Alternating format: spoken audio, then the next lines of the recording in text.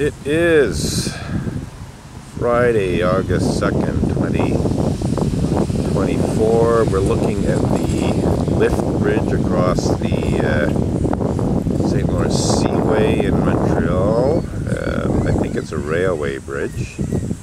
And a Laker type boat is about to pass through. Should come through the scene in a minute or two, or even less than a minute or two. Should start coming through. And I filmed the lifting of the bridge in the previous clip. And we're now about to see the boat coming through. The front of the boat should perhaps now be visible in the video. I'm looking with binoculars. The binoculars aren't even as powerful as the lens on the camera right to now.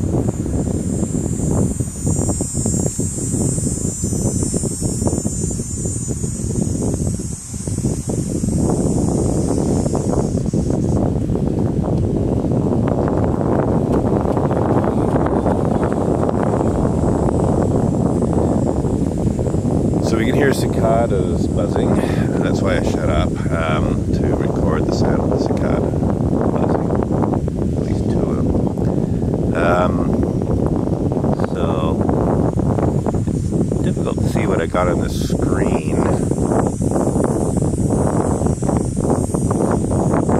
but yeah, the boat definitely, it has to be visible in the video now, but it is hazy. I'm underexposing a little bit to increase the contrast a little. It's very hazy scene.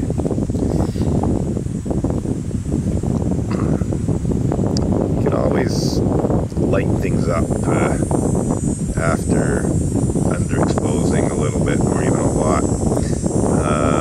But getting any kind of detail if you're overexposed is a problem. So it's always better to underexpose your video and photos and digital as opposed to overexposing them. You can recover detail from overexposed still photos. I'm not so sure about video, but it's always better to go the opposite direction and, you know, film a bit darker than what you're seeing, and then lighten it up afterwards. So I can see the stack of the ship is well into the scene now. So I think I really not a lot on my plate right now. So I may just keep this. The boat's going to go through. I mean, it's in the process of going under the bridge. It'll be through it probably in a few more minutes. I've got 16 plus minutes of recording time left. So I think I may just film the whole process from start to finish. In other words, hopefully the bridge will lower in the next 15 minutes or so when I stick around the camera recording that. So we'll get the whole process, the bridge raising, the bridge lowering, with a slight gap between two 20-minute video clips. There could be some vibration. It's a little breezy, so it's possible the breeze is causing a bit of vibration in the camera tripod setup I got here. It's not the most rock solid tripod. It's not the most rock solid connection between the camera and the tripod. I have nothing weighing down the camera. Sometimes you can weigh down the camera to help reduce the vibration. Oh, I see a cormorant. I thought it was a loon for a second, but pretty sure it's a cormorant. About 60 odd feet from me, but it went under, doing a little fishing, no doubt. Let's see, I'm not going to film it, I'm not going to try and capture it, because I can't do two things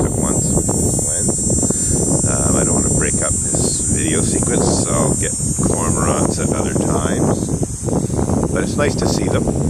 Don't see a lot, but I see them every now and then. Lots of Canadian geese here in Lachine. We're in Stony Point Park. I believe it's Stony Point Park, near 48th Avenue, a little west of 48th Avenue in Lachine. Nice little park. And we're enjoying a relatively early morning. I don't know. Yeah, a seagull went over the bridge, but I think it was probably a little too high to be caught in the video, which is very narrowly zoomed in there. Yeah, what's happening with that? Okay, so it's right smack in the middle of the sea now. You can see the aerials on that bridge right in the middle of the scene. Okay, here comes a seagull through the scene. Oh no, it might be, I think that's a heron. I think that might be a heron that just flew through. Not sure. Maybe it's just a seagull. For a second there, I thought it might be a heron that flew through the scene. We do see herons here too. Herons, seagulls, cormorants, ducks, and as I was saying, Canada geese.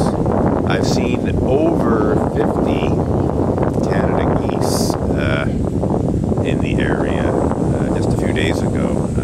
I counted them individually, and I got up to a bit. I think I see a sailboat off to my right.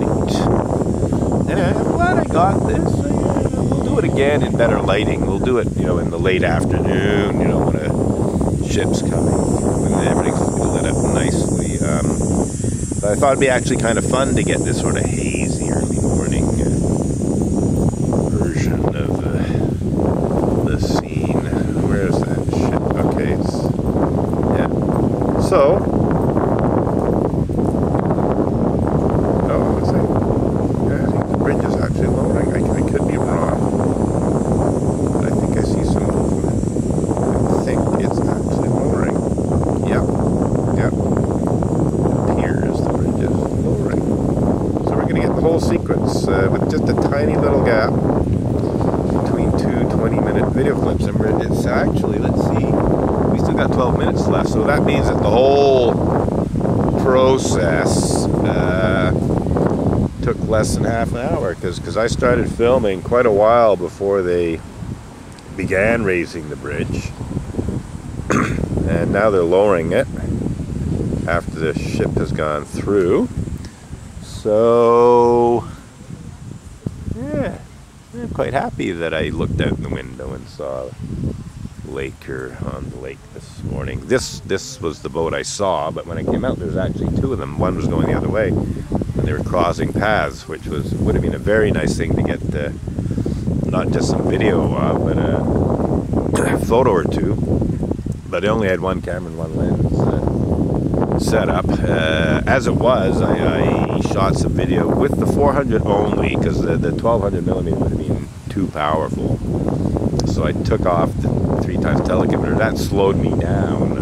In hindsight, maybe I should have just gone with 1200 millimeters and had a very tight image. I might have gotten them before they crossed. But as it happens, you know, I got some interesting little video of them in the middle of passing each other on a 400 without the teleconverter. So it should be sharper and clearer. So that's what brought me out here early-ish in the morning. But not that early. Anyhow, yeah, I'm quite happy that we got the whole process of the raising of the lift bridge, the ship going through, and the lowering of the lift bridge. And I even like this early morning haze aspect, this sort of hazy image, which brings me back to the optical quality of the Kenko 3x Teleplus Pro 3x teleconverter. What I was meaning to say earlier, and forgot to say is that when you are using very powerful telephoto lenses, even of the highest quality, the sharpness of the image is still limited by atmospheric haze. If you're looking at things kilometers away, there can be just haze, there can be heat distortion, and various other forms of distortion. So essentially what it comes down to is, even with the absolutely sharpest 1200 millimeter lens, you're not necessarily going to get a very sharp image anyway with the atmospheric haze and other haze. So what it comes down to is this little 3x teleconverter, which is actually, I'd say, decently sharp. You're not going to see a big difference between a full-on 1200 millimeter lens that's of the best quality, and therefore thousands of dollars, even tens of thousands of dollars. You might get a 1200 millimeter focal length telescope, but even that's going to be a few $100, and you probably need a field flattener, so that's probably some more money to spend on it, and it's going to be a big thing. It's not something you're going to be carrying around with you all the time. So this 3x teleconverter is a very useful item. I'm very happy to have finally obtained one recently, about a couple of weeks ago now. It was being advertised on Facebook Markets by a fellow who wanted $40 for it, and I thought, well, that's a pretty good deal. When I met him to do the transaction, he told me he paid $80 for it when he bought it. He must have bought it new, because used, because I don't think they're $80 new. I think they're a couple of $100 new, and that's probably a couple of $100 US new, so more like 300 Canadian all said and done, shipping and everything. If I went on to, let's say I went to B&H Photo in New York or something, or Henry's or whatever, and ordered one of these brand new, I think I'd be looking at a couple of $100. I'd say it'd be worth it. If you want to do this type of photography, it's worth $200. I got lucky and got one used for $40. There was one somebody was selling more than a year ago now, I think. It came up, I think, on Facebook Markets, and I wanted to buy it. And I contacted this seller. They were off island, I think in the Laurentians somewhere, and I tried to arrange a meeting with them when they happened to be passing through Montreal, and it came very, very close, but for whatever reason the transaction fell through. Obviously he sold it to somebody else. So I missed that opportunity more than a year ago. So when I saw this other one come up just in the last couple of weeks, I tried to get my hands on it, and I succeeded. Yeah, I'm very happy we got this whole thing. We still got more than 6 minutes of the recording time left. I'm just yammering on here. Is there anything else I want to film with the 1200 millimeter focal length? Let's see if there's some other ships coming this way.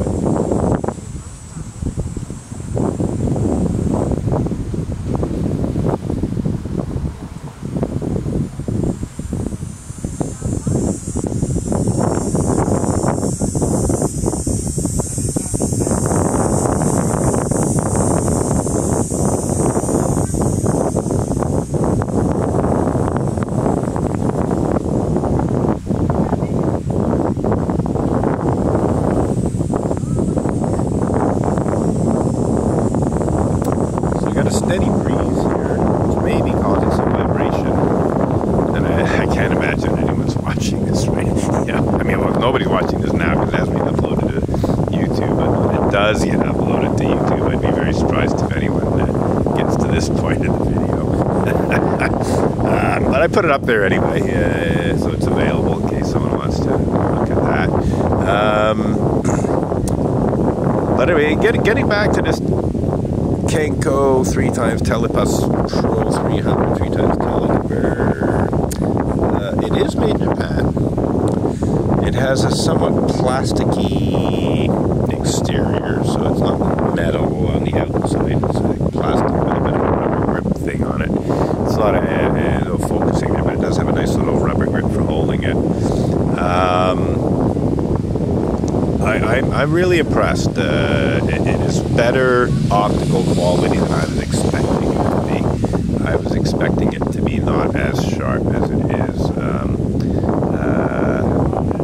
So I'm very happy with it. You know, for $40 or even $200 or even $300. Again, I think that's what I was saying earlier is if you want to do this type of photography, if you want to do super telephoto photography, and you want A, not spend a lot of money, B, have a very portable setup, you really can't go wrong with getting this 3x teleconverter and attaching it to, let's say, a 300 or a 400 or a 500 or even 600 millimeter lens. You know, 600 millimeter lens, they're starting to get big. You can get a 400 or a 500 mirror. I haven't tried it on my 500 mirror lens yet. Oh, that was nice. A duck flew through. That's one of the nice things about. Oh, and I see a couple of kayaks now. So that guy fishing, he just threw his rod line right through the scene, I think. So yeah, I think we're wrapping this up. But I wanted to sing the praises of this teleconverter. And I think I might get those kayaks.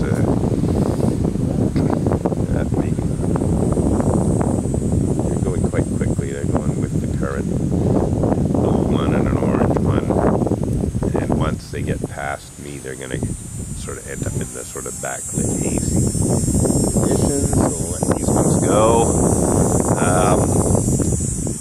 I'm just sort of enjoying the nice breeze, the cicadas buzzing, the glint of the sun off the water. Very pleasant. Not so early morning now. It must be 9:30ish or something now. Yeah, I mean, the only reason I'm talking is because otherwise, like this, the most boring video in the world, even. And I just like to document what I'm doing while I'm doing it. But we're pretty well done here. We got 2 minutes of recording time left. So I might let it run through. We might not. But the main thing here was I was able to get. I might get. Now that I think about those, in a few minutes. I think with.